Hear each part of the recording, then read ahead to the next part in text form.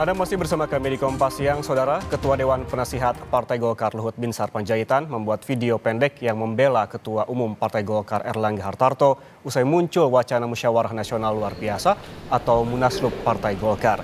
Luhut mengaku kaget atas bergulirnya wacana Munaslup Partai Golkar, padahal musyawarah nasional akan digelar Desember 2024 nanti. Luhut meminta kader Partai Golkar supaya tidak mau diintimidasi dan dipengaruhi oleh pihak-pihak yang menginginkan Munaslup. Terkait isu Munaslup ini, Erlangga merespon singkat dan membantah ada Munaslup Partai Golkar.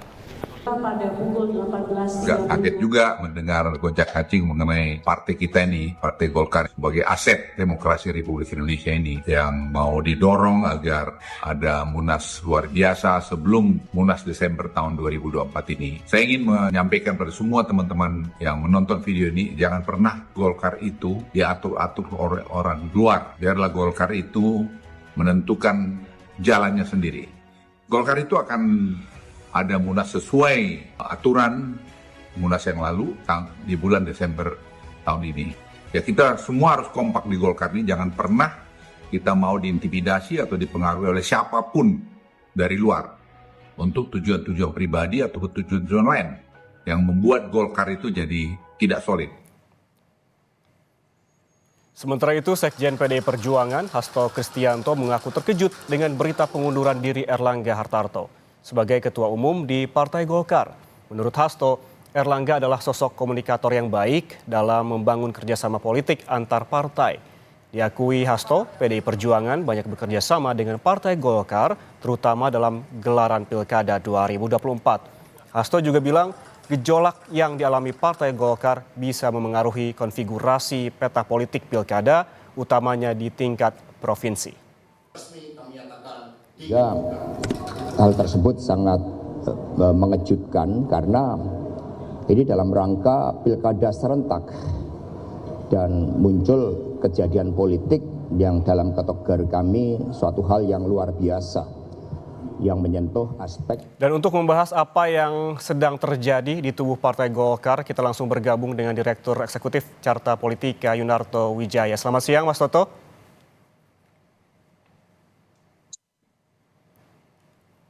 Selamat siang. Mas Toto, ini sedang jadi perbincangan hangat terkait dengan mundurnya Erlangga Hartarto. Pandangan Anda saat ini seperti apa ataupun apa yang terjadi sebetulnya dengan Golkar? Ya, memang ini mengejutkan ya, karena kalau kita lihat dalam beberapa waktu terakhir sebetulnya dukungan kepada Erlangga masih sangat kuat dari ormas pendiri Golkar, dari Kino Golkar, bahkan ada yang mengatakan bahwa mungkin saja akan terjadi aklamasi apabila Munas tetap diadakan bulan Desember. Artinya kan ada sesuatu yang sifatnya darurat ya, mendadak dan memaksa tanda kutip Erlangga mundurkan diri. Biasanya yang darurat ini level ketua umum hanya dua kemungkinannya. Yang pertama adalah tekanan politik yang sangat besar, entah itu dari bawah karena ketidaknyamanan dari internal Partai Golkar, atau dari atas, dari internal, dari eksternal yang merasa tidak nyaman dengan keberadaan Mas Erlangga. Yang kedua biasanya terkait dengan kasus hukum. Kasus hukum ini juga cabangnya ada dua. Bisa memang karena penegakan hukum yang wajar sifatnya. Kalau memang itu yang terjadi, kita harus dukung mundurnya Erlangga Hartarto sebagai kebesaran sikap seorang ketua umum. Tapi bisa juga kalau terjadinya ternyata karena adalah politisasi hukum, nah ini yang berbahaya.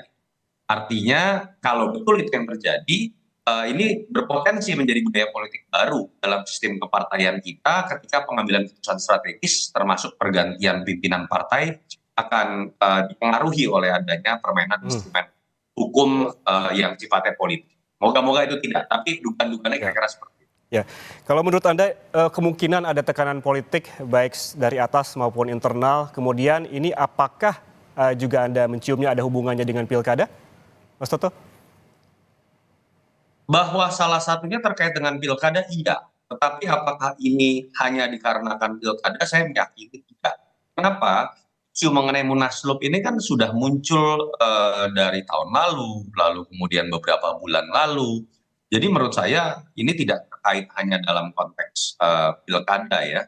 Walaupun kita tahu ada perbedaan yang cukup mendasar di beberapa pilgub, terutama antara dua partai terbesar Kim, antara Gerindra dengan Golkar, ada di Jabar, DKI, dan Banten. Tapi saya meyakini itu bukan variabel utama, lebih kepada ketidaknyamanan pihak tertentu terhadap keberadaan Erlangga atau pilihan lain adalah kasus hukum.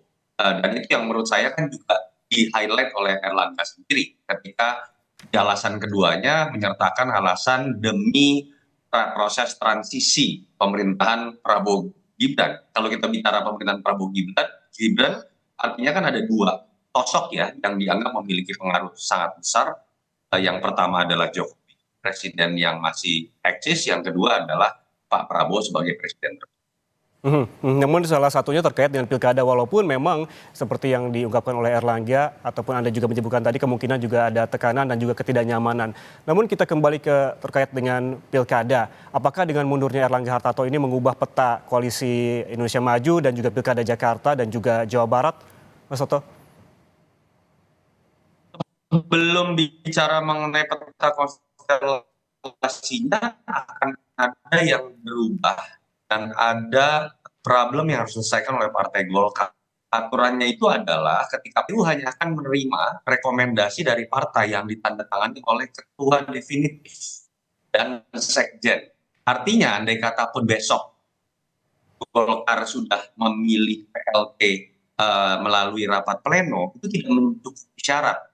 Artinya apa? Golkar punya tugas untuk melakukan munaslup dalam waktu dekat, minimal itu harus rampung sebelum pendaftaran 27 Agustus. Karena kalau tidak, calon-calon yang dimajukan Golkar ini tidak memenuhi prasyarat. Dan ini menurut saya cerdasnya siapapun yang mengatur rencana munaslup ini. Karena ketika kemudian dihadapkan pada tantangan Golkar itu bisa lolos pilkada atau tidak, mau tidak mau hampir seluruh kader menurut saya akan menyetujui munaslup ini. Dan cocok yang enggak. Karena kalau tidak mereka akan berantakan nih rencana pilkadanya. Itu yang pertama. Yang kedua, kalau ditanya konstelasinya berubah atau tidak, menurut saya andai kata yang terpilih adalah sosok yang memang dapat restu dari kekuasaan, entah itu dalam konteks Jokowi atau dalam konteks Kim, dalam hal ini Pak Prabowo, tentu saja di level pilgub yang minimal ya, perbedaan sikap itu lebih bisa dipertemukan dan kemudian perbedaan-perbedaan sikap seperti Jabar, DKI, dan kemudian Banten akan lebih mudah diselesaikan. Bagus buat tim, tapi menurut saya tidak bagus buat kedaulatan partai dalam mengusung calon di pilkada dan tidak bagus untuk alam demokrasi kita. Oke, tidak bagus untuk kedaulatan partai, namun ini Erlangga Hartarto sudah memutuskan untuk mundur. Anda melihatnya juga seperti apa? Karena memang ada pertanyaan begitu sebelumnya, apakah Erlangga ini memiliki kesalahan atau betulkah ada hubungannya dengan kasus lama terkait dengan minyak goreng misalnya, Mas Toto? Ya, itu yang orang kemudian kan kaitkan ya, bahwa di tahun lalu sempat ada pemeriksaan terhadap Mas Erlangga terkait pada saat situasi minyak goreng sedang langka. Nah, apakah memang terkait? Kita hanya bisa mengatakan waktu yang akan menjawab. Tapi poin saya adalah, makanya dalam situasi seperti ini transparansi harusnya bisa diberikan. Saya berharap sekali Mas Erlangga pasca tidak lagi menjabat, mungkin kemarin memiliki keterbatasan untuk berargumentasi, menjelaskan situasi yang sesungguhnya, nanti ke depan bisa menjelaskan lebih detail apa sih alasan utama beliau mundur. Ini kan bentuk pertanggungjawaban terhadap kader Golkar, pemilih Golkar, dan masyarakat Indonesia dalam konteks pendidikan politik gitu ya. Dan yang kedua, saya juga berharap andai kata betul ada terkait dengan kasus hukum, ya jangan sampai terjadi barter antara sikap politik dengan peristiwa hukum. Itu yang kita takutkan kemudian terjadi kalau memang terkait dengan kasus hukum. Jadi harus ada transparansi dalam konteks sikap politik dalam pengunduran diri. Lembaga penegak hukum apabila memang betul ada kasusnya juga harus transparan dan tidak boleh terkait dengan peristiwa politik yang kemarin kita lihat. Harus adanya transparansi terkait konteks politik dan juga hukum. Dan dia ada juga menyebutkan ini terkait yang jenius dalam hal ini adalah yang mengusulkan munaslup. Kita kembali lagi Mas Soto. Kemudian menurut Anda sebetulnya siapa aktor di balik hal ini dan apakah para ketua juga ikut dalam peristiwa ini Mas Soto?